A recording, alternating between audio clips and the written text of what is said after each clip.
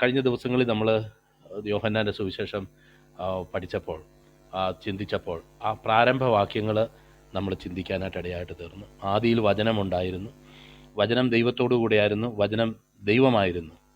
ആ വചനം മനുഷ്യരുടെ അല്ലെങ്കിൽ മനുഷ്യരുടെ ജീവനായിരുന്നു. ആ ജീവൻ മാത്രമല്ല, അതിൽ വെളിച്ചമായിരുന്നു എന്നുള്ള കാര്യങ്ങളൊക്കെ നമ്മൾ ചിന്തിക്കാനായിട്ട് ഇടയായിട്ട് തീർന്നു. തുടർന്ന് ആ വചനത്തെക്കുറിച്ച് ഉള്ള ഒരു സാക്ഷ്യമാണ് നമ്മൾ ഇന്ന് വായിച്ചു കേൾക്കുന്നത്. കർത്താവിൻ്റെ ദാസനത് പലർ പറയുന്ന സാക്ഷ്യങ്ങളായിട്ട്, യോഹന്നാൻ്റെ തന്നെ പല സാക്ഷ്യങ്ങൾ, യോഹന്നാൻ സ്നാപകൻ്റെത്, ഇതൊക്കെ ആയിട്ട് അദ്ദേഹം അത് ഒന്ന് ഫോമുലേറ്റ് ചെയ്തിട്ടുണ്ട്. അപ്പം അതാണ് ഞങ്ങൾ ഈ സ്റ്റഡിയിൽ പിന്തുടരുന്നത്. അപ്പം ഇന്ന് യോഹന്നാൻ പറയുന്നതായിട്ടുള്ള കാര്യമാണ് നമ്മൾ ഇന്ന് കേൾക്കുന്നത്. വചനം ജഡമായി തീർന്നു എന്ന് നമ്മൾ വായിക്കുക. അപ്പോൾ അത് തന്നെ നമുക്ക് ഗ്രഹിക്കാൻ കഴിയാത്ത ഒരു സ്റ്റേറ്റ്മെൻറ്റാണ്, നമ്മുടെ ബുദ്ധിക്ക് ആഴം കണ്ടെത്താൻ കഴിയാത്ത ഒരു സ്റ്റേറ്റ്മെൻറ്റാണ് എന്ന് പ്രാരംഭത്തിൽ തന്നെ ഞാൻ പറയാനായിട്ട് ആഗ്രഹിക്കുക. കാരണം ആദിയിൽ വചനമുണ്ടായിരുന്നു, വചനം ദൈവത്തോടു കൂടിയായിരുന്നു, വചനം ദൈവമായിരുന്നു. ആ ദൈവമായിരുന്ന വചനം, ആ വചനം മനുഷ്യരുടെ വെളിച്ചമായിരുന്നു, അവരുടെ ജീവനായിരുന്നു എന്ന് പറഞ്ഞതിന് ശേഷം അവനെ കൈക്കൊണ്ട് അവൻ്റെ നാമത്തിൽ വിശ്വസിക്കുന്ന ഏവർക്കും, ഏതു മനുഷ്യനെയും പ്രകാശിപ്പിക്കുന്ന സത്യ വെളിച്ചം ലോകത്തിലേക്ക് വന്നുകൊണ്ടിരുന്നു. അവനെ കൈക്കൊണ്ട് അവൻ്റെ നാമത്തിൽ വിശ്വസിക്കുന്ന ഏവർക്കും ദൈവമക്കളാകുവാൻ അവൻ അധികാരം കൊടുത്തു എന്ന് പറഞ്ഞതിന് ശേഷം പറയുകയാണ്, ആദിയിലുണ്ടായിരുന്ന ദൈവത്തോട് കൂടെയായിരുന്ന ദൈവമായിരുന്ന ഈ വചനം, ആദിയിലുണ്ടായിരുന്ന ദൈവത്തോട് കൂടെ ഇരുന്ന ദൈവമായിരുന്ന ഈ വചനം ജഡമായി തീർന്നു, കൃപയും സത്യവും നിറഞ്ഞവനായി നമ്മുടെ ഇടയിൽ പാർത്തു. ഞങ്ങൾ അവൻ്റെ തേജസ് പിതാവിങ്കിൽ നിന്ന് ഏകജാതനായവൻ്റെ തേജസ്സായി കണ്ടു. ഈ 14-18 വാക്യങ്ങൾ വളരെ നിർണായകമായ വാക്യങ്ങളാണെന്ന് നമുക്കറിയാം. അപ്പോൾ ഈ ലോക ചരിത്രത്തിൽ സംഭവിച്ചിട്ടുള്ള ഏറ്റവും പ്രാധാന്യമുള്ള ഒരു കാര്യത്തിലേക്ക് യോഹന്നാൻ വിരൽ ചൂണ്ടുകയാണ് ചെയ്യുന്നത്. ഈ വചനം അല്ലെങ്കിൽ യേശു കർത്താവിനെ ആരാണെന്ന് എന്താണെന്ന് പ്രസൻറ്റ് ചെയ്യുന്ന ഈ പ്രോസസ്സിൽ ആദിയിലുണ്ടായിരുന്ന വചനം, ദൈവത്തോടുകൂടെ ദൈവമായിരുന്ന വചനം, സകലവും അവൻ മുഖാന്തരം ഉളവായതൊന്നും അവനെ കൂടാതെ ഉളവായതല്ല. ആ വചനം അനേകരെ പ്രകാശിപ്പിക്കുകയും അനേകർക്ക് ജീവൻ നൽകുകയും ചെയ്യുന്നതായിട്ടുള്ള വചനം, അവനെ കൈക്കൊണ്ട് അവൻ്റെ നാമത്തിൽ വിശ്വസിക്കുന്നവർക്ക് നിത്യജീവൻ നൽകുന്നതായിട്ടുള്ള ഈ ദൈവത്തിൻ്റെ വചനം, ഈ വചനം ജഡമായി തീർന്നു, കൃപയും സത്യവും നിറഞ്ഞവനായി നമ്മുടെ ഇടയിൽ പാർത്തു എന്ന് പറയുക. ജഡമായി തീർന്നു എന്നുള്ള ഉപയോഗം കൊണ്ട് നമുക്ക് മനസ്സിലാക്കാം, അത് നമ്മളെപ്പോലെ മാംസരക്തങ്ങളുള്ളവനായിട്ട് ആ വചനം തീർന്നു, നമ്മുടെ ഇടയിൽ പാർത്തു. നമ്മൾ കഴിഞ്ഞ ദിവസം കണ്ടു, അവൻ സ്വന്തത്തിലേക്ക് വന്നു, സ്വന്തമായവരും അവനെ കൈക്കൊണ്ടില്ല എന്ന് നമ്മൾ വായിക്കാനിടയായി തീർന്നു. അതുതന്നെ വേറൊരു നിലയിൽ ഇവിടെ പറഞ്ഞേക്കുകയാണ്, ഈ വചനം കൃപയും സത്യവും നിറഞ്ഞവനായി നമ്മുടെ ഇടയിൽ പാർത്തു, അവൻ്റെ തേജസ് പിതാവിങ്കിൽ നിന്ന് ഏകജാതനായവൻ്റെ തേജസ്സായി ഞങ്ങൾ കണ്ടു എന്നവിടെ വായിക്കുക. അപ്പോൾ നോക്കിയാട്ടെ,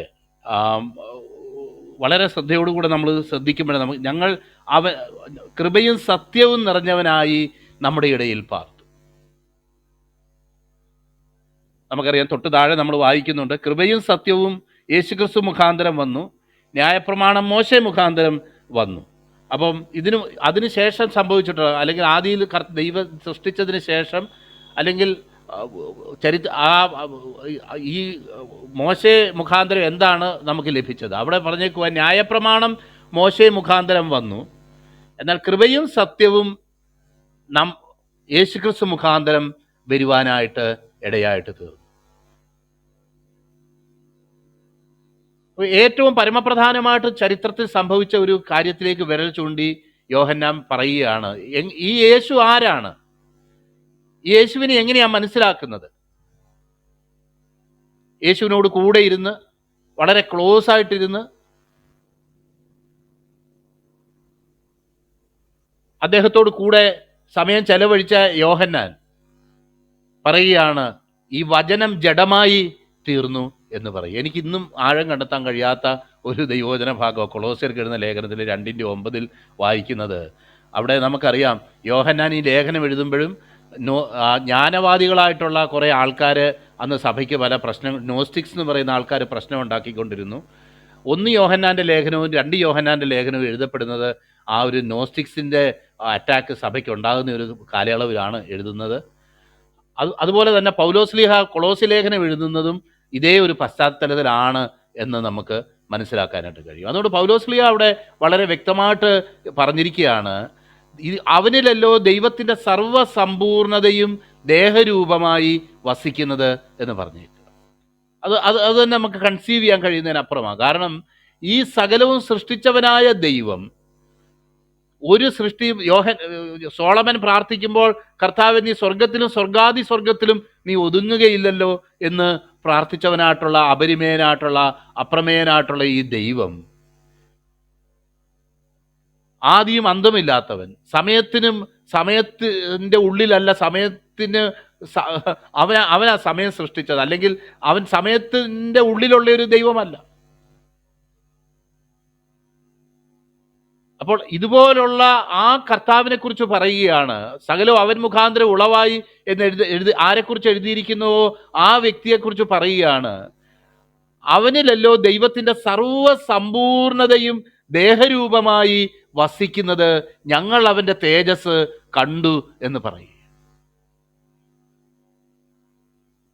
അത് പറയാനും അത് വിശ്വസിക്കാനും, അല്ലെങ്കിൽ പറയുന്ന വ്യക്തിക്ക് തന്നെ അത് എങ്ങനെ അത് അവതരിപ്പിക്കണം എന്നുള്ളത്, അതെങ്ങനെ വ്യാഖ്യാനിക്കണം എന്നുള്ളത് തന്നെ ഒരു പസിലായിട്ട്, അല്ലെങ്കിൽ ഒരു സോൾവ് ചെയ്യാൻ കഴിയാത്ത, അല്ലെങ്കിൽ മനുഷ്യബുദ്ധിക്ക് പറഞ്ഞു കൊടുക്കാൻ കഴിയാത്ത ഒരു കാര്യമായിരിക്കുമ്പോൾ വളരെ സിമ്പിൾ ടേംസിൽ പറഞ്ഞേക്കുകയാണ്, ആ വചനം ജഡമായി തീർന്നു എന്നുള്ള വലിയ സത്യം. നമ്മുടെ ഇടയിൽ പാർത്തു, നമ്മളെപ്പോലെ ഒരു മനുഷ്യനായിട്ട്, മക്കൾ ജഡരക്തങ്ങളോടുകൂടി ഒരാകൊണ്ട് അവനും അവരെപ്പോലെ ജഡരക്തങ്ങളോട് കൂടിയവനായി മരണത്തിൻ്റെ അധികാരിയായ പിശാചിനെ സ്വന്തം മരണത്താൽ നീക്കി ജീവപര്യന്തം മരണഭീതിയാൽ അടിമകളായിരുന്നവരെ ഒക്കെയും വിടുവിച്ചു എന്ന് എബ്രായർക്ക് എഴുതുന്ന ലേഖനം 2-ാം അധ്യായം 14-ാം വാക്യത്തിൽ നമ്മൾ വായിക്കുന്നുണ്ട്. അപ്പോൾ മനുഷ്യന് അങ്ങനെ ഇത്ര വലിയവനായ ദൈവം, ഒന്നിലും ഒതുക്കാൻ കഴിയാത്ത, അല്ലെങ്കിൽ ഇത്ര ശ്രേഷ്ഠനായ ഈ ദൈവത്തിന് ഒരു മനുഷ്യനാകാനായിട്ട് കഴിയുമോ എന്ന് നമ്മൾ ചിന്തിക്കുമ്പോൾ ദൈവത്തിൻ്റെ വചനം വളരെ വ്യക്തമായിട്ട് പറയുകയാണ്, അവൻ്റെ സർവ്വസമ്പൂർണതയും ദേഹരൂപമായി അവനിൽ വസിക്കുന്നു. കാരണം അങ്ങനെ ഒരു കാര്യം ഒരിക്കലും സാധിക്കത്തില്ല. ഇവിടെ മാത്രമല്ല, 1-ാം നൂറ്റാണ്ടിലുണ്ടായിരുന്ന തത്വശാസ്ത്രം അനുസരിച്ച് കുറേ ആൾക്കാർ, ഈ ജ്ഞാനമതക്കാർ പറഞ്ഞുകൊണ്ടിരുന്നത് യേശുക്രിസ്തു ജഡത്തിൽ ജീവിക്കുന്നു എന്ന് നമുക്ക് തോന്നിയതേ ഉള്ളൂ, സത്യത്തിൽ അദ്ദേഹം അങ്ങനെ ജീവിച്ചിട്ടില്ല എന്നാണ് പറഞ്ഞിരുന്നത്.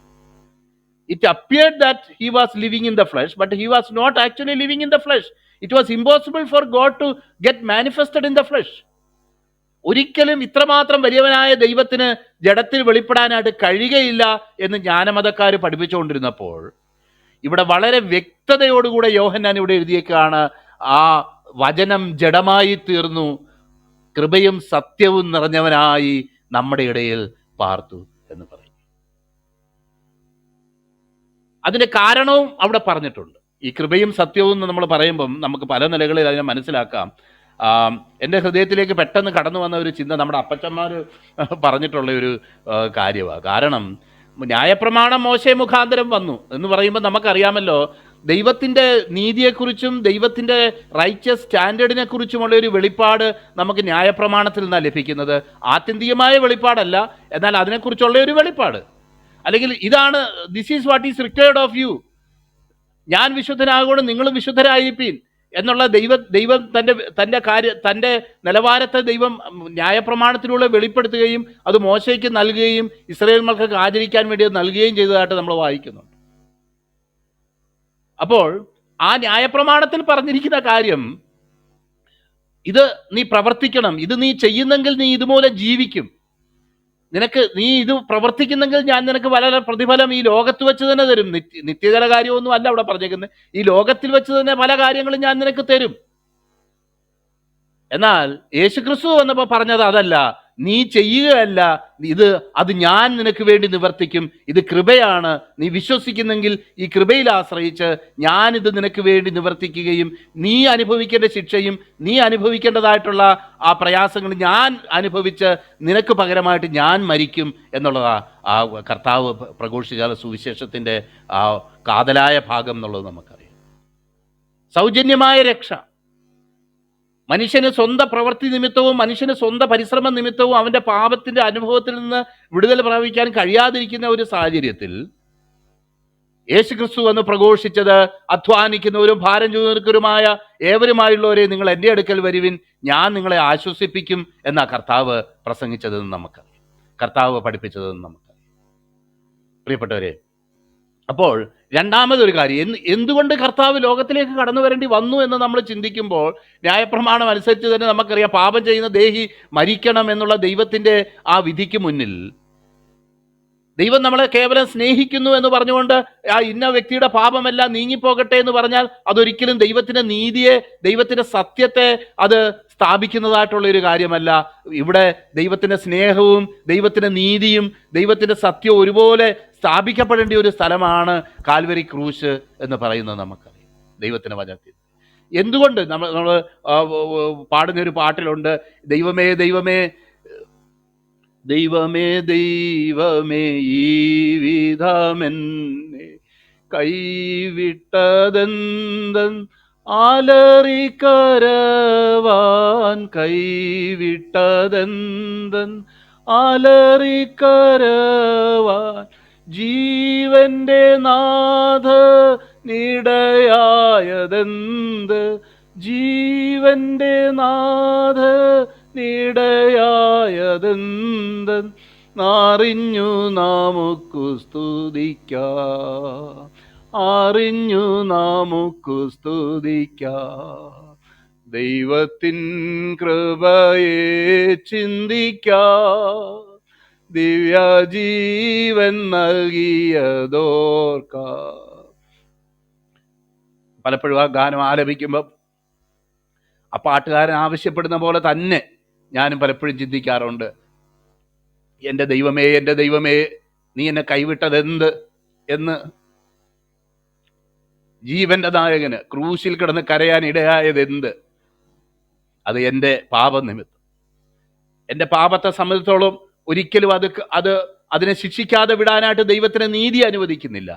അതേസമയം തന്നെ എന്നെ സ്നേഹിക്കുന്ന, എന്നെ ജീവനതുല്യം സ്നേഹിക്കുന്ന, തൻ്റെ സ്വരൂപത്തിൽ എന്നെ സൃഷ്ടിച്ചിരിക്കുന്ന ദൈവത്തിന് എന്നെ ആ നിത്യ ശിക്ഷാവിധിയിലേക്ക് ദൈവത്തിന് എന്നെ കൊണ്ടുപോകാനും കഴിയുന്നില്ല. അപ്പൊ ദൈവത്തിന്റെ നീതിയും ദൈവത്തിന്റെ ആ കൃപയും ദൈവത്തിന്റെ സത്യവും ഒന്നിച്ച ഒരു ജീവിതമായിരുന്നു യേശുക്രിസ്തുവിന്റെ ജീവിതം, യേശുക്രിസ്തുവിന്റെ കാൽവരി മരണം എന്നുള്ളത് നമുക്കറിയാം. ന്യായപ്രമാണം മോശെ മുഖാന്തരം വന്നു, കൃപയും സത്യവും യേശുക്രിസ്തു ദൈവത്തിന്റെ കൃപ എന്താണെന്നും ദൈവത്തിന്റെ നീതി എന്താണെന്നും വെളിപ്പെടുത്തിയത് യേശുക്രിസ്തുവാണ്. അത് കാൽവരി ക്രൂശിലാണ് അവൻ വെളിപ്പെടുത്തിയത് എന്നുള്ളത് നമുക്ക് നന്നായിട്ട് നമുക്കറിയാം. പ്രിയപ്പെട്ടവരെ, അവിടെ എഴുതിയേക്കാണ്,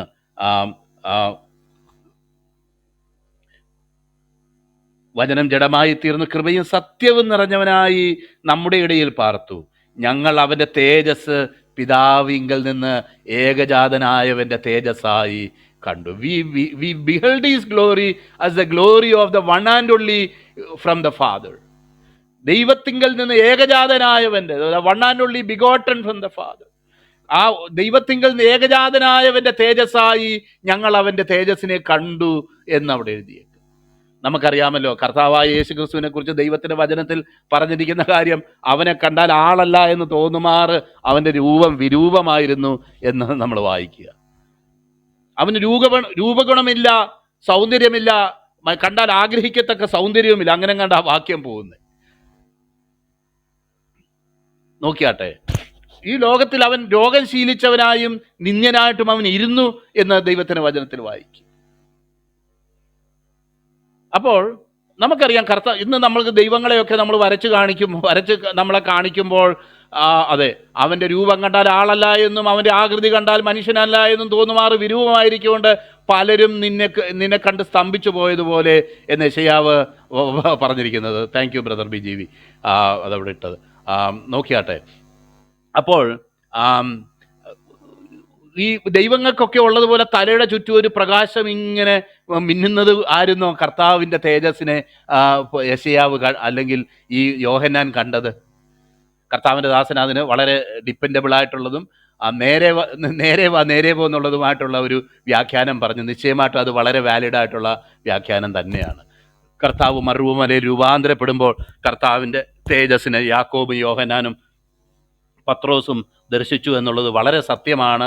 എന്ന് മാത്രമല്ല, തൻ്റെ ദൈവത്വത്തെയും താൻ മരിച്ചടക്കപ്പെട്ട് ഉയർത്തെഴുന്നേൽക്കും എന്ന് ശിഷ്യന്മാർക്ക് അത് ഉറപ്പാക്കി കൊടുക്കാനും തക്കവണ്ണം അത് ദൈവഹിതത്തിലും ദൈവാലോചനയിലും അത് കർത്താവ് ചെയ്തതാണെന്ന് നമ്മൾ കഴിഞ്ഞ ദിവസങ്ങളിൽ ചിന്തിക്കാനായിട്ട് ഇടയായിട്ട് തീർന്നു. നിശ്ചയമായിട്ടും അത് ഒരു മൈൽ സ്റ്റോൺ ആയിട്ടുള്ള, അല്ലെങ്കിൽ അവരുടെ വിശ്വാസ ജീവിതത്തിലെ ഒരു വലിയൊരു നാഴികക്കല്ല് പോലുള്ളൊരു സംഭവമായിരുന്നു കർത്താവ് തന്നെ മറുഭൂമിയിൽ വെളിപ്പെടുത്തിയത് എന്നുള്ള കാര്യം നമുക്കറിയാം.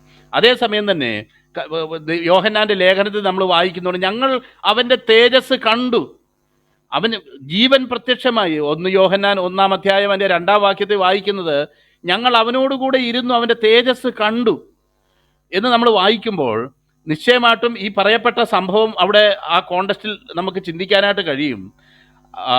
ഞങ്ങളുടെ കൈ തൊട്ടതുമായ ജീവന്റെ വചനം സംബന്ധിച്ച് ജീവൻ പ്രത്യക്ഷമായി, ഞങ്ങൾ കണ്ട് സാക്ഷീകരിക്കുകയും പിതാവിനോടുകൂടി ഞങ്ങൾക്ക് പ്രത്യക്ഷമായ നിത്യജീവനെ നിങ്ങളെ ഇവിടെ അറിയിക്കുകയും ചെയ്യുന്നു. അപ്പം ശിഷ്യന്മാർക്ക് കർത്താവ് തൻ്റെ ദൈവത്വം വെളിപ്പെടുത്തിക്കൊണ്ട് പല സമയങ്ങളിൽ നമ്മൾ ഇവിടെ വായിക്കുന്നുണ്ട്. കർത്താവിൻ്റെ മിറക്കിൾസ് ആയിരുന്നോ കർത്താവിൻ്റെ മഹത്വം, അവൻ്റെ തേജസ് കണ്ടു എന്ന് പറയുന്നത്? മിറക്കിൾസ് നിശ്ചയമായിട്ടും കർത്താവിൻ്റെ ദൈവത്വത്തെ ഉറപ്പിക്കുന്നതായിട്ടുള്ള കാര്യമായിരുന്നു. എന്നാൽ നമുക്കറിയാം, ഈ ദൈവത്തിൻ്റെ വചനം പറയുന്നത്, ഫിലിപ്പിയർക്ക് എഴുതുന്ന ലേഖനത്തിൽ നമ്മൾ വായിക്കുന്നു, അവൻ ദൈവരൂപത്തിലിരിക്കെ ദൈവത്തോടുള്ള സമത്വം മുറുകെ പിടിച്ചുകൊള്ളണമെന്ന് വിചാരിക്കാതെ അവൻ തന്നെത്താൻ ഒഴിച്ചു, തന്നെത്താൻ താഴ്ത്തി എന്നുള്ള കാര്യങ്ങളൊക്കെ നമ്മൾ ദൈവത്തിൻ്റെ വചനത്തിൽ നമ്മൾ കാണുന്നുണ്ട്. അപ്പം ദൈനംദിനമായിട്ട് കർത്താവിനോട് കൂടെ അവരൊരുമിച്ച് ജീവിക്കുകയും കർത്താവിനോട് ഇടപഴകിയ വ്യക്തികൾക്കൊക്കെ ഒരു കാര്യം മനസ്സിലായി. നമുക്കറിയാമല്ലോ, യോഹന്നാൻ്റെ ശിഷ്യന്മാർ കൂടെ പോയി വന്ന് കാണുമീനെന്ന് പറഞ്ഞതായിട്ട് അങ്ങനെ 2 പേര് കൂടെ പോയി താമസിച്ചു എന്നൊക്കെ നമ്മൾ ആദ്യ ഭാഗത്ത് സുവിശേഷ ഭാഗങ്ങളിൽ വായിക്കുന്നുണ്ട്. അപ്പം അക്ഷരീകമായിട്ടുള്ള ഒരു ഓറ തൻ്റെ തലയ്ക്ക് ചുറ്റുമോ, അല്ലെങ്കിൽ അക്ഷരീകമായിട്ടുള്ള വേറെ ഏതെങ്കിലും അത്ഭുതം ചെയ്തിട്ട് അതിൽ നിന്ന് പെട്ടെന്ന് പിന്നെ നമ്മൾ അത്ഭുത സ്തബ്ധരായി പോകുന്ന നിലയിലുള്ള ആ ഒരു ദൈവത്തിൻ്റെ തേജസ്സിനേക്കാളും കർത്താവിനോട് കൂടെ ജീവിക്കുകയും കർത്താവിനോട് കൂടെ ചരിക്കുകയും ചെയ്തപ്പോൾ നിശ്ചയമായിട്ടും ഈ കർത്താവിൽ ഉള്ള ആ അവനിലല്ലോ ദൈവത്തിൻ്റെ സർവ്വസമ്പൂർണതയും ദേഹരൂപമായി വസിക്കുന്നത് എന്ന് പറഞ്ഞ നിലയിലുള്ള കർത്താവിൻ്റെ സ്വഭാവ വിശേഷങ്ങൾ നിശ്ചയമായിട്ടും ആ വ്യക്തികൾ അനുഭവിച്ചറിയാനായിട്ട് ഇടയായി തീർന്നിട്ടുണ്ട് എന്നുള്ള കാര്യത്തിൽ യാതൊരു സംശയവുമില്ല. നമുക്കറിയാമല്ലോ, ദൈവത്തിൻ്റെ സ്വരൂപത്തിൽ നമ്മളെ സൃഷ്ടിച്ചു എന്ന് ദൈവത്തിൻ്റെ വചനം പറയുമ്പോൾ അത് ദൈവത്തിൻ്റെ ആത്മാവിൽ ദൈവിക ഗുണങ്ങൾ ഉൾക്കൊള്ളുന്നവരായിട്ട്, ആത്മാവിൽ സ്നേഹവും സന്തോഷവും സമാധാനവും ഈ പറഞ്ഞ പോലുള്ള ദൈവിക ഗുണങ്ങൾ ഉള്ളവരായിട്ട് അതിൻ്റെ ആ ഛായയിലാണ് നാം സൃഷ്ടിക്കപ്പെട്ടിരിക്കുന്നതെന്നും അതുകൊണ്ടാണ് സ്നേഹം എന്താണെന്ന് നമുക്കാരും പഠിപ്പിച്ചു തരേണ്ട. ദൈവത്തിൻ്റെ സ്വരൂപത്തിൽ നമ്മളെ സൃഷ്ടിച്ചത് കൊണ്ട് സ്നേഹം എന്താണെന്നും കുറ്റബോധം എന്താണെന്നും അല്ലെങ്കിൽ ഇരുട്ടെന്താണെന്നും ഒക്കെ സ്നേഹമില്ലായ്മ എന്താണെന്നും ഒക്കെ നമുക്ക് ഗ്രഹിക്കാൻ കഴിയുന്ന, അത് സംവേദിച്ചറിയാനുള്ള ആ ശക്തിയുമായിട്ട് അല്ലെങ്കിൽ ആ ഒരു സ്വരൂപത്തിലാണ് ദൈവം നമ്മളെ സൃഷ്ടിച്ചത് എന്ന് ദൈവത്തിൻ്റെ വചനത്തിൽ നമ്മൾ വായിക്കുന്നുണ്ട്. അപ്പോൾ നമുക്കറിയാം, വേറൊരിടത്ത് നമ്മൾ ഇവിടെ തന്നെ വായിക്കുന്ന യോഹന്നാൻ സുവിശേഷം 12-ാം അധ്യായത്തിൽ വായിക്കുന്നത്, യെശയ്യാവ് അവൻ്റെ മഹത്വത്തെ ദർശിച്ചിട്ട് ഇങ്ങനെ പറഞ്ഞു എന്ന് നമ്മൾ വായിക്കുന്നുണ്ട്. യെശയ്യാവ് ദർശിച്ച മഹത്വം എന്തായിരുന്നു എന്നുള്ളത് യെശയ്യാവിൻ്റെ പുസ്തകം വായിക്കുമെന്ന് നമുക്ക് നന്നായിട്ടറിയാം. കാരണം ഈ ക്രൂശിക്കപ്പെട്ടവനായിട്ടുള്ള ദൈവം നമ്മോടുകൂടെ എന്നർത്ഥമുള്ള ഇമ്മാനുവേൽ എന്നവന് പേർ വിളിക്കും എന്ന് ദൈവത്തിൻ്റെ വചനത്തിൽ പറഞ്ഞിരിക്കുന്നത് പോലെ ഈ അത്യുന്നതനായ ദൈവം നമ്മുടെ പാപത്തിൻ്റെ പരിഹാരത്തിന് വേണ്ടി, തൻ്റെ ജനത്തിൻ്റെ വീണ്ടെടുപ്പിന് വേണ്ടി ദൈവം തന്നെ, യെശയ്യാവ് യേശു ദൈവം തന്നെ രക്ഷ എന്ന് പറയുന്ന നിലയിൽ അവൻ ഇമ്മാനുവേലായിട്ട് നമ്മളോടുകൂടെ ഇരിക്കും. അവൻ കന്യാഗർഭിണിയായി അവൻ വചനം ജഡമായി തീർന്ന് നമ്മുടെ ഇടയിൽ പാർക്കും. അവൻ ഇമ്മാനുവേലായിട്ട്, അല്ലെങ്കിൽ ദൈവം നമ്മോടുകൂടെ എന്ന അർത്ഥമുള്ള ഇമ്മാനുവേൽ എന്നവന് പേർ വിളിക്കുമെന്ന് പറയുന്നതിൻ്റെ അർത്ഥം നമുക്കറിയാം, അന്ന് വരെ ഇസ്രായേൽ മക്കളെ കുറിച്ച് ഉള്ള പല കാര്യങ്ങൾ നമ്മൾ കാണുമ്പോൾ അവരെ മിസ്രൈമിൽ നിന്ന് കൊണ്ടുവന്നു, ദേശത്ത് നട്ടു. എന്നാൽ നമ്മൾ വായിക്കുന്നു, എന്നാൽ കായ്ച്ചതോ കാട്ടുമുന്തിരിങ്ങി അത്രേ എന്നവരെക്കുറിച്ച് വായിക്കുമ്പോൾ, ഇനി ഇവരോട് കുറെ കൽപ്പനകളും പ്രമാണങ്ങളും കൊടുത്തിട്ടല്ല അവരെ ഇനി പെർഫെക്റ്റ് ആക്കാൻ പോകുന്നത്. ഇനി അവരെ പെർഫെക്റ്റ് അവരെ പൂർണ്ണതയിലേക്ക് കൊണ്ടുവരുന്നത് ഞാൻ തന്നെ അവരുടെ ഇടയിലേക്ക് ഇറങ്ങിച്ചെല്ലുക, അല്ലെങ്കിൽ ഈ ദൈവപുത്രൻ തന്നെ, മശിഹ തന്നെ അവരുടെ ഇടയിലേക്ക് മനുഷ്യനായിട്ട് അവതരിക്കുകയും ദൈവപുത്രൻ അവരിൽ അവതരിക്കുകയും ദൈവം നമ്മോട് കൂടെ എന്ന എല്ലാ അർത്ഥത്തിലും പറയത്തക്കവണ്ണം വചനം ജഡമായിത്തീരുന്ന ഒരനുഭവത്തെക്കുറിച്ച് തന്നെയാണ് യെശയ്യാവ് അവിടെ പറഞ്ഞിരിക്കുന്നതെന്നും, തുടർന്നുള്ള യെശയ്യാവിൻ്റെ പ്രവചനങ്ങൾ നമ്മൾ വായിക്കുമ്പോൾ കർത്താവിൻ്റെ മഹത്വത്തിലുള്ള കർത്താവിൻ്റെ അന്ത്യകാലത്തുള്ള കർത്താവിൻ്റെ പ്രവർത്തനങ്ങളും, എന്നാൽ അതിനു മുമ്പ് അവൻ ജഡത്തിൽ വെളിപ്പെടുമ്പോൾ പാപ പരിഹാരത്തിന് വേണ്ടി അവൻ ഈ ലോകത്തിലേക്ക് കടന്നു വരുന്ന കാര്യങ്ങളും പറഞ്ഞിട്ടുണ്ട്. അപ്പോൾ ഈ മഹത്വത്തെ കണ്ടിട്ടാണ് ആ യെശയ്യാവ് പറഞ്ഞത് എന്ന് യോഹന്നാന്റെ സുവിശേഷം 12-ാം അധ്യായത്തിൽ നമ്മൾ വായിക്കും. നമുക്കറിയാലോ, ഉയർന്നും പൊങ്ങിയുള്ള സിംഹാസനത്തിൽ ദൈവം ഇരിക്കുന്നതൊക്കെ ആ യെശയ്യാവ് കണ്ടു. എന്നാൽ അവൻ ദർശിച്ച ഏറ്റവും വലിയ കാര്യം, ക്രൂശിൽ പിടഞ്ഞ് മനുഷ്യരാശിയുടെ പാപത്തിന് വേണ്ടി മരിക്കുന്ന ആ ക്രിസ്തുവിനെ അവൻ കണ്ടിട്ട്, അവൻ കഷ്ടപ്പെടുന്നത്, അവൻ ഈ യാതന അനുഭവിക്കുന്നത്, അത് നമ്മുടെ അകൃത്യങ്ങൾ നിമിത്തം അവൻ മുറിവേറ്റും, നമ്മുടെ പാപങ്ങൾ നിമിത്തം തകർന്നു വിരിക്കുന്നുവെന്ന് നമ്മുടെ തലമുറയിൽ ആർ വിശ്വസിച്ചു എന്ന് ചോദിക്കത്തക്കവണ്ണം. ഞാൻ ഈ പറയുന്ന വാക്യങ്ങളൊന്നും അവിടെ കൃത്യമായിട്ട് കറക്റ്റ് അല്ല, ദയവായി ക്ഷമിക്കണം, ഞാൻ ആശയമാണ് പറയുന്നത്. നമ്മുടെ തലമുറയിൽ ആരും വിശ്വസിച്ചില്ല. അപ്പോൾ ഇത്ര വലിയ ദൈവം മനുഷ്യന് വേണ്ടി ഒരുക്കുന്ന ഈ രക്ഷയെ കണ്ടിട്ടാണ്, അല്ലെങ്കിൽ നിത്യതയിൽ ആദിയിൽ വചനമുണ്ടായിരുന്നു, വചനം ദൈവത്തോടു കൂടെ ആയിരുന്നു, വചനം ദൈവമായിരുന്നു എന്നുള്ള ആ മഹത്വം അവരൊക്കെ കണ്ടിട്ടുണ്ട്. എന്നാൽ അവർ കണ്ടതായിട്ടുള്ള മഹത്വം, വചനം ജഡമായി തീർന്നു, കൃപയും സത്യവും നിറഞ്ഞവരായി നമ്മുടെ ഇടയിൽ പാർത്തു, വി ബിഹെൽഡ് ഹിസ് ഗ്ലോറി, ഞങ്ങൾ അവൻ്റെ തേജസ്, പിതാവിങ്കൽ നിന്ന് ഏകജാതനായവൻ്റെ തേജസ്, പിതാവ് നിത്യതയിൽ മനുഷ്യരാശിയുടെ പാപത്തിൻ്റെ മോചനത്തിന് വേണ്ടി നിയമിച്ചതും, എൻ്റെ പിതാവേ നിന്റെ ഇഷ്ടം ചെയ്യാൻ ഞാൻ പ്രിയപ്പെടുന്നു, നീ എനിക്കായി ഒരു ജഡം ഒരുക്കിയിരിക്കുന്നുവല്ലോ എന്ന് ദൈവത്തിൻ്റെ വചനത്തിൽ പറഞ്ഞിരിക്കുന്നത് പോലെ, ആ നിലയിൽ ദൈവം മനുഷ്യരാശിയുടെ രക്ഷയ്ക്കായിട്ട് ഒരുക്കിയിരിക്കുന്ന ആ രക്ഷയെ ദർശിച്ചിട്ട്, ദൈവത്തിൻ്റെ ആ ദൈവത്തിൻ്റെ നിത്യ ആലോചന പ്രകാരമുള്ള ദൈവത്തിൻ്റെ ആ ആലോചനയെ ദർശിച്ചിട്ട്, യേശു ക്രിസ്തുവിലൂടെ വെളിപ്പെടുന്ന ആ രക്ഷയെക്കുറിച്ച് ദർശിച്ചിട്ട്,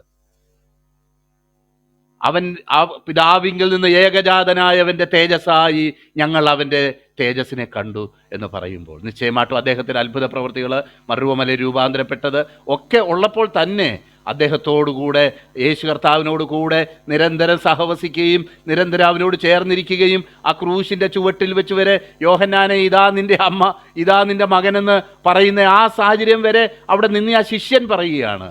അവിടെ നിന്ന് റോമൻ പടയാളി ഇത് അവൻ സാക്ഷാൽ ദൈവപുത്രനായിരുന്നു എന്ന് അത്ര നേരം കർത്താവിനെ കണ്ട ആ വ്യക്തികൾ പോലും സാക്ഷീകരിക്കുന്നത് ഒക്കെ ഒരുപക്ഷെ വിറ്റ്നസ് ആയിരുന്ന യോഹന്നാൻ.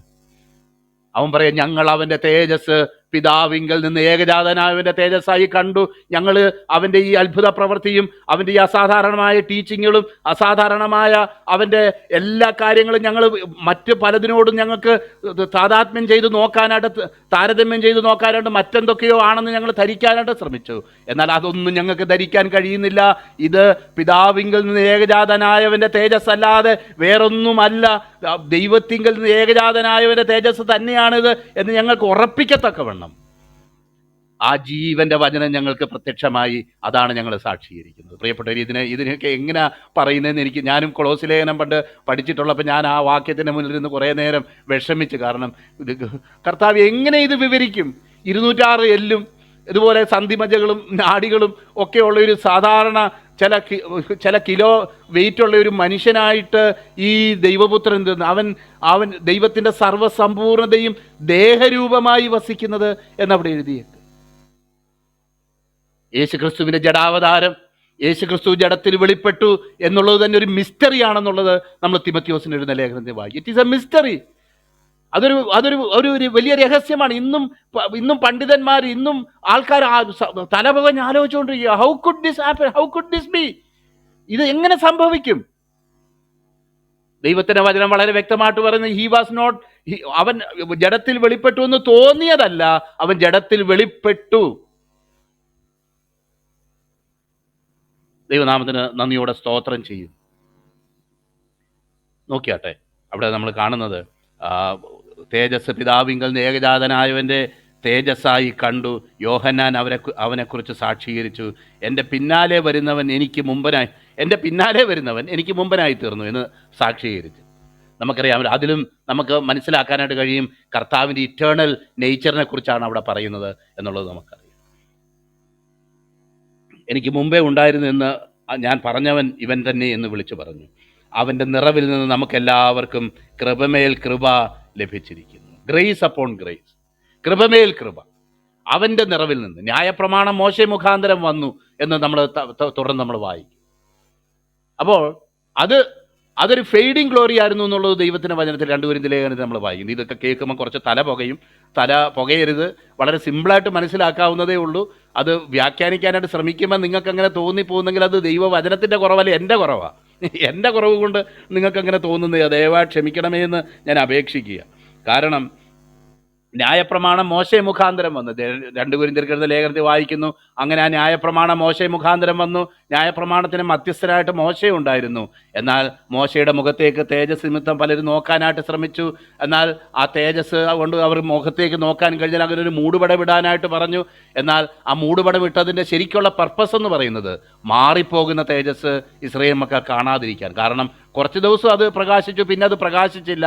അത് പ്രകാശിക്കാതിരിക്കുന്നു എന്നുള്ള സത്യം കാണാതിരിക്കാൻ വേണ്ടിയാണ് ആ മൂടുപടം ഇട്ടത് എന്നുള്ള ഒരു അർത്ഥത്തിൽ അവിടെ എഴുതപ്പെട്ടേക്കുന്നത് നമുക്കറിയാം. എന്നാൽ നമുക്കറിയാമല്ലോ, അവൻ്റെ അടുക്കിലേക്ക് വരുമ്പോൾ നാം തേജസ്സിന്മേൽ തേജസ് പ്രാപിച്ച് അതേ പ്രതിമയായി രൂപാന്തരപ്പെടുന്നു എന്ന് ദൈവത്തിൻ്റെ വചനത്തിൽ എഴുതപ്പെട്ടേക്കുന്ന കാര്യം നമുക്കറിയാം. ന്യായപ്രമാണം മോശെ മുഖാന്തരം ലഭിച്ചു, കൃപയും സത്യവും യേശുക്രിസ്തു മുഖാന്തരം വന്നു. ദൈവത്തെ ആരും ഒരു നാളും കണ്ടിട്ടില്ല. പിതാവിൻ്റെ മടിയിലിരിക്കുന്ന ഏകജാതനായ പുത്രൻ അവനെ വെളിപ്പെടുത്തിയിരിക്കുന്നു. ദൈവത്തെ ആരും ഒരു നാളും കണ്ടിട്ടില്ല. ദൈവത്തിൻ്റെ പൂർണ്ണ മഹത്വത്തിൽ നമ്മൾ വായിക്കുന്നുണ്ട്. മോശയോ ഏലിയാവോ ഒക്കെ ആവശ്യപ്പെടുന്നതും നിനക്ക് എൻ്റെ മഹത്വം ഒന്നും കാണാൻ കഴിയത്തില്ല എന്നൊക്കെ പറയുന്ന ഭാഗങ്ങളൊക്കെ നമുക്കറിയാം. അവരുടെയൊക്കെ ഒരാഗ്രഹമായിരുന്നു. എന്നാൽ എൻ്റെ മഹത്വം, എൻ്റെ പൂർണ്ണ ഗ്ലോറിയിൽ എന്നെ കണ്ടിട്ട് ആരും ഇന്ന് ജീവിച്ചിരിപ്പില്ല, അങ്ങനെ ആർക്കും കാണാൻ കഴിയുകയുമില്ല. ദൈവത്തെ ആരും ഒരു നാളും കണ്ടിട്ടില്ല. ദൈവം ആയിരിക്കുന്ന അനുഭവത്തിൽ, ആ തേജസ്സിൽ, ആ മഹത്വത്തിൽ ആർക്കും കാണാൻ കഴിയുകയില്ല. അങ്ങനെ ആരും കണ്ടിട്ടുമില്ല. എന്നിട്ട് അവിടെ എഴുതിയേക്കാണ്, എന്നാൽ പിതാവിൻ്റെ മടിയിലിരിക്കുന്ന ഏകജനായ പുത്രൻ, പിതാവിനെ വെളിപ്പെടുത്തിയിരിക്കുന്ന ഏകജാതനായ പുത്രൻ. കഴിഞ്ഞ ദിവസം എബ്രായർക്ക് എഴുതുന്ന ലേഖനം 1-ാം അധ്യായവും അതുപോലെ കൊളോസ്യർക്ക് എഴുതുന്ന ലേഖന ഭാഗങ്ങളും ഒക്കെ നമ്മളെടുത്ത് ചിന്തിക്കാനിടയായി തീർന്നു. പിതാവിൻ്റെ മടിയിലിരിക്കുന്ന ഏകജാതനായ പുത്രൻ. നമുക്കറിയാം, യേശുക്രിസ്തുവിൻ്റെ ഏറ്റവും വലിയ കർത്താവിനെ കുറിച്ചുള്ള കർത്താവിൻ്റെ ഫംഗ്ഷൻ എന്ന് പറയുന്നത് തന്നെ, അല്ലെ അങ്ങനെയൊന്നും പറയാൻ പാടില്ല. ഈ ഫംഗ്ഷൻ എന്നൊക്കെ പറയുന്നത് നമ്മൾ സാധാരണ ഈ മെക്കാനിക്കൽ, ഇലക്ട്രിക്കൽ ഇതൊക്കെ വെച്ചിട്ടാണ് നമ്മൾ ഈ ഫംഗ്ഷൻ എന്നൊക്കെ ഉദ്ദേശിക്കുന്നത്. അങ്ങനെയൊന്നും പറയാൻ പാടില്ല. കാരണം പുത്രനുള്ള നിയോഗം എന്നുള്ളത് അത് പിതാവിനെ വെളിപ്പെടുത്തുക എന്നുള്ളതാണ്. പിതാവിനെ വെളിപ്പെടുത്തുക. പിതാവ് ആരാണോ, പിതാവിനെ ആരും ഒരു നാളും കണ്ടിട്ടില്ല, ദൈവത്തെ ആരും ഒരു നാളും കണ്ടിട്ടില്ല. തൻ്റെ മടിയിലിരിക്കുന്ന ഏകജനായ പുത്രൻ അവനെ വെളിപ്പെടുത്തിയിരിക്കുന്നു എന്ന് നമുക്ക് ദൈവദാസൻ ഓൾറെഡി പറഞ്ഞല്ലോ. ഫിലിപ്പോസ് ചോദിക്കുന്ന ചോദ്യം, എന്നെ കണ്ടവൻ പിതാവിനെ കണ്ടിരിക്കുന്നു. അങ്ങോട്ടുള്ള വഴി ഏതാണെന്ന് തോമസ് ചോദിച്ചു. അത് ഞാൻ തന്നെ വഴിയും സത്യവും ജീവനും ആകുന്നു എന്ന് കർത്താവ് അതിനെ പ്രതിവചിക്കുന്നത് നമുക്ക് യോഹന്നാന്റെ സുവിശേഷം 14-ാം അധ്യായത്തിൽ നമുക്ക് കാണാനായിട്ട് കഴിയും. പ്രിയപ്പെട്ടവരെ, ഈ ദൈവ മഹത്വത്തിനായിട്ട് സ്തോത്രം. അവർ ദർശിച്ച ഈ സ്തോത്രം. മനുഷ്യന് വേണ്ടി കാൽവരി ക്രൂശിൽ കടന്നു വന്ന് അവൻ്റെ സ്നേഹവും അവൻ്റെ വിശ്വസ്തയും അവൻ്റെ സത്യവും എസ്റ്റാബ്ലിഷ് ചെയ്ത കർത്താവിനായിട്ട് നന്ദിയോടെ സ്തോത്രം. ആ കാൽവരി ക്രൂശിൽ വെളിപ്പെട്ട ദൈവസ്നേഹത്തിനായിട്ട് സ്തോത്രം. കർക്കശക്കാരനായിട്ടുള്ള, അല്ലെങ്കിൽ ഒരുപക്ഷെ നിയമങ്ങളിൽ വളരെ നിഷ്ഠ പുലർത്തുന്ന ഒരു വ്യക്തി എന്നുള്ള നിലയ്ക്ക് മാത്രം ദൈവത്തെക്കുറിച്ച് പ്രമാണ മുഖാന്തരം അറിഞ്ഞെങ്കിൽ, അല്ല മക്കളെ, അത് നിങ്ങളെ ഞാൻ ഏറ്റവും അധികം സ്നേഹിക്കുകയും എൻ്റെ സ്വന്തം പുത്രൻ്റെ ജീവൻ കാൽവരിയിൽ നൽകാൻ തക്കവണ്ണം ഞാൻ നിങ്ങളെ സ്നേഹിച്ച ദൈവമാണ് എന്ന് നമ്മൾ അതാണ് യേശുക്രിസ്തു മുഖാന്തരം ദൈവം നമ്മോട് പറയുന്നതായിട്ടുള്ള സാക്ഷ്യം. തൻ്റെ ഏകജാതനായ പുത്രൻ വിശ്വസിക്കുന്ന ഏവരും നശിച്ചു പോകാതെ അവർ നിത്യജീവൻ പ്രാപിക്കേണ്ടതിന് അവനെ നൽകുവാൻ തക്കവണ്ണം ദൈവം ലോകത്തെ സ്നേഹിച്ചു എന്ന് ദൈവത്തിൻ്റെ വചനം വളരെ വ്യക്തമായിട്ട് നമ്മളോട് പറയും. പ്രിയപ്പെട്ടവരെ, നമുക്ക് ഈ ദിവസങ്ങളിൽ ഈ ദൈവത്തെ നമുക്ക് മഹത്വപ്പെടുത്താം. എന്ന് മാത്രമല്ല, കർത്താവ് ഈ ജഡം എടുത്തു എന്ന് പറയുമ്പോൾ അവിടെ നമ്മളൊരു ചിന്ത നമ്മൾ പലപ്പോഴും ചിന്തിക്കണം. ഈ കർത്താവ് എടുത്ത ഈ ജഡം എടുത്ത, അല്ലെങ്കിൽ കർത്താവ് എടുത്ത ഈ മനുഷ്യത്വം എവിടുന്നുള്ളതായിരുന്നു എന്ന് നമ്മൾ ചിന്തിക്കുമ്പോൾ നമുക്കൊരു കാര്യം നമുക്ക് മനസ്സിലാക്കാനായിട്ട് കഴിയും. ഈ മനുഷ്യത്വം ഭൂമിയിൽ കടന്നു വന്ന് മനുഷ്യനിൽ നിന്ന് കടം കൊണ്ടു എന്നുള്ളൊരു ചിന്തയിലാണ് നമ്മൾ പലരും അതിനെക്കുറിച്ച് വ്യാഖ്യാനിക്കുന്നത്. ദൈവത്തിൻ്റെ വചനത്തിൽ നമുക്ക് കാണാനായിട്ട് കഴിയും, ദൈവത്തിന് നമ്മുടെ മനുഷ്യത്വം കടമെടുക്കേണ്ട ആവശ്യമൊന്നും ഇല്ലായിരുന്നു എന്നുള്ളത് ഞാൻ മനസ്സിലാക്കുന്നത്. കാരണം നമ്മളെ സൃഷ്ടിച്ചപ്പം, ദൈവത്തിൻ്റെ സ്വരൂപത്തിൽ സൃഷ്ടിച്ചപ്പം നമുക്ക് ലഭിച്ചതാണ് ഈ മനുഷ്യത്വം. നമ്മളെ ദൈവം സൃഷ്ടിച്ചപ്പോൾ, ദൈവം നമ്മളെ സൃഷ്ടിച്ച ആ നിലയിൽ നമുക്ക് അന്ന് ലഭിച്ച കാര്യമായി മനുഷ്യത്വം. അപ്പം ദൈവമാണ് നമ്മളെ സൃഷ്ടിച്ചതെങ്കിൽ തൻ്റെ സ്വരൂപത്തിന് സാദൃശ്യത്തിന് ദൈവം സൃഷ്ടിച്ചപ്പം നമുക്കുണ്ടായിരുന്നതാണ് നമുക്ക് ലഭിച്ചതാണ് ഈ മനുഷ്യത്വമെങ്കിൽ, ഈ മനുഷ്യത്വം ആരിലുണ്ടായിരുന്നു? ഈ മനുഷ്യത്വം ദൈവത്തിലുണ്ടായിരുന്നു. അല്ലാതെ ദൈവത്തിന് പുതിയൊരു മനുഷ്യത്വം പ്രാപിക്കാനായിട്ട് നമ്മുടെ ഇവിടെ വന്ന് ഏതെങ്കിലും മനുഷ്യൻ്റെ അണ്ടമോ ബീജമോ ഒക്കെ സെലക്ട് ചെയ്തിട്ട് അങ്ങനെ ആകേണ്ട ആവശ്യമില്ലായിരുന്നു. ഒത്തിരി പേര് പറയുന്ന ഒരു കാര്യമാണ്, പരിശുദ്ധാത്മാവിനാൽ കർത്താവിൻ്റെ മാതാവ് ഗർഭിണിയായി, അതുകൊണ്ട് അവിടെ പുരുഷൻ്റെ ആവശ്യമില്ലായിരുന്നു, എന്നാൽ സ്ത്രീയുടെ അണ്ടത്തിൻ്റെ ആവശ്യമുണ്ടായിരുന്നു എന്ന് ചിന്തിക്കുന്നവരൊക്കെ ഉണ്ട്. അല്ല, ഒരു പുരുഷനെ കൂടാതെ ഒരു കുഞ്ഞ് ജനിക്കാനായിട്ട് ദൈവത്തിന് കഴിയുമെങ്കിൽ പിന്നെ ഒരു സ്ത്രീയുടെ സഹായം കൂടാതെ എന്ന് പറയുന്ന ആ ശരീരത്തിൻ്റെ ഭാഗഭാക്കായി തീരാതെ, ആ പാപം നിറഞ്ഞ തലമുറയുടെ പിന്തുടർച്ചാവകാശിയായിട്ട് തീരാതെ കർത്താവിന് അത് ചെയ്യാൻ കഴിയത്തില്ലേ? കർത്താവിൻ്റെ ജനനം എന്ന് പറയുന്ന ഒരു മിസ്റ്ററിയാണ് ഞാൻ വിശ്വസിക്കുന്നത്. കർത്താവ് പൂർണ്ണമായിട്ടും പാപരഹിതനായിരുന്നു. നിങ്ങളിൽ ആർക്കെന്നയ്ക്ക് പാപത്തെക്കുറിച്ച് ബോധം വരുത്താൻ കഴിയും എന്ന് ചോദിച്ച നിലയിൽ താൻ പാപമില്ലാത്തവനായിരുന്നു. പാപമില്ലാത്തവനെ നാം അവനിൽ ദൈവത്തിന് നീതിയാകേണ്ടതിന് അവൻ നമുക്ക് വേണ്ടി പാപമാക്കി എന്നാ ദൈവത്തിന് വചനത്തിൽ വായിക്കും. അതുകൊണ്ട് കർത്താവ് എവിടുന്നും കടമെടുത്ത മനുഷ്യത്വമല്ല, നമ്മളിലുള്ള മനുഷ്യത്വം കർത്താവിലുണ്ടായിരുന്നു, ഒന്നാമത്തെ കാര്യം. രണ്ടാമത്, ഈ മനുഷ്യത്വം മാത്രമല്ല, നമ്മളിൽ ആ ക്രിസ്തുവിൻ്റെ സ്വരൂപവും കൂടെ തരത്തക്കവണ്ണം അതിനുവേണ്ടിയാണ് ഈ വീണ്ടെടുപ്പുണ്ടായത് എന്നുള്ളത് നമുക്കറിയാം. വീണ്ടെടുപ്പിലൂടെ കർത്താവ് നമുക്ക് വേണ്ടി മരിക്കുകയും നാം അവനിൽ വിശ്വസിക്കുകയും ചെയ്ത് ഇന്ന് നമ്മൾ കർത്താവിൽ വിശ്വസിച്ച് മുന്നോട്ട് നമ്മൾ പോകുമ്പോൾ ആ മനുഷ്യത്വം മാത്രമല്ല, യേശു ക്രിസ്തുവിൻ്റെ ദൈവത്വവും കൂടെ നമുക്ക് പങ്കിട്ട് അല്ലെങ്കിൽ ആ തൻ്റെ അതേ സ്വരൂപത്തോട് അനുരൂപരാക്കി തീർക്കാൻ വേണ്ടി ദൈവം നമ്മളെ മുൻനിയമിച്ചിരിക്കുന്നു എന്ന് റോമാലേഖനം 8-ാം അധ്യായം 29-ാം വാക്യത്തിൽ നമ്മൾ വായിക്കുന്നുണ്ട്. പ്രിയപ്പെട്ടവരെ, ഈ സബ്ജക്റ്റിൻ്റെ അവിടെ ഇവിടെയൊക്കെ എന്താണ് പറഞ്ഞതേ ഉള്ളൂ. വലിയൊരു കോട്ടയുടെ ചുറ്റും നടക്കുന്ന ഒരു വിവരമില്ലാത്ത പയ്യൻ അവിടെ ഇവിടെ നോക്കി ഏതാണ്ട് പറഞ്ഞതുപോലെ ഞാൻ പറഞ്ഞിട്ടുള്ളൂ. കൂടുതലൊന്നും ഞാനിവിടെ പറഞ്ഞിട്ടില്ല. എനിക്കിതിനേക്കാൾ കൂടുതൽ പറയാൻ അറിയത്തുമില്ല. വചനം ജഡമായി തീർന്നു, കൃപയും സത്യവും നിറഞ്ഞവനായി നമ്മുടെ ഇടയിൽ പാർത്തു. ഞങ്ങൾ അവൻ്റെ തേജസ് പിതാവിങ്കൽ ഏകജാതനായവൻ്റെ തേജസ്സായി കണ്ടു. ദൈവത്തെ ആരും ഒരു നാളും കണ്ടിട്ടില്ല. പിതാവിൻ്റെ മടിയിലിരിക്കുന്ന ഏകജാതനായ പുത്രൻ അവനെ വെളിപ്പെടുത്തിയിരിക്കുന്നു എന്ന് നമ്മൾ ദൈവത്തിന്. പ്രിയപ്പെട്ടവരെ, നമുക്ക് ഞാൻ ഈ ഗ്രഹാം ഹെൻഡ്രിക്സ് എന്ന് പറയുന്ന ദൈവദാസൻ്റെ പാട്ടുകളൊക്കെ പലപ്പോഴും ഓർക്കാറുണ്ട്. മാൻഹുഡ് ആൻഡ് ഡയറ്റി, ദൈവത്തിൻ്റെ മനുഷ്യത്വവും ദൈവത്തിൻ്റെ അല്ലെങ്കിൽ മനുഷ്യത്വവും ദൈവത്വവും ചേർന്ന യേശുക്രിസ്തുവിൻ്റെ ആ ലോകത്തിലുള്ള ജീവിതവും തൻ്റെ രീതിയും ഒക്കെ എന്ന് പറയുന്ന ഒരു മിസ്റ്ററിയാണ്. Oh what a mystery, manhood and deity എന്ന് നമ്മൾ പാടുന്നുണ്ട്. പ്രിയപ്പെട്ടവരെ, അങ്ങനെ ഒരു ആയിത്തീർന്ന നമ്മുടെ കർത്താവിനെ നമുക്ക് മഹത്വപ്പെടുത്താം, അവനെ നമുക്ക് ആരാധിക്കാം, അവനെ ദൈവം എന്നോർത്ത് നമുക്ക് മഹത്വീകരിക്കാം, എല്ലാ ശ്രേഷ്ഠതയും എല്ലാ ബഹുമാനവും നമുക്ക് അർപ്പിക്കാം. നിത്യതയിൽ നമ്മൾ അവനെ കാണും. ഇതേ മനുഷ്യത്വത്തോടും ദൈവത്തോടും കൂടെ നമ്മൾ അവനെ കാണും. അവിടെ അതൊരു വണ്ടറായിരിക്കും. ഒരു വലിയൊരു നമുക്ക് സന്തോഷത്തിന് നൽകുന്ന ഒരു കാര്യമായിരിക്കും. നമ്മുടെ കർത്താവിനോട് കൂടെ നമ്മളെ പോലെ പരീക്ഷിക്കപ്പെട്ട് നമ്മളെപ്പോലെ ആയിത്തീർന്ന ഈ കർത്താവിനോട് കൂടെ ആയിരിക്കുക എന്നുള്ളത് എത്ര ശ്രേഷ്ഠകരമായ അനുഭവമായിരിക്കും. അതിനായിട്ട് പ്രത്യാശയോടെ മുന്നോട്ട് പോകാൻ ദൈവത്തിൻ്റെ പരിശുദ്ധാത്മാവ് നമ്മെ സഹായിക്കട്ടെ.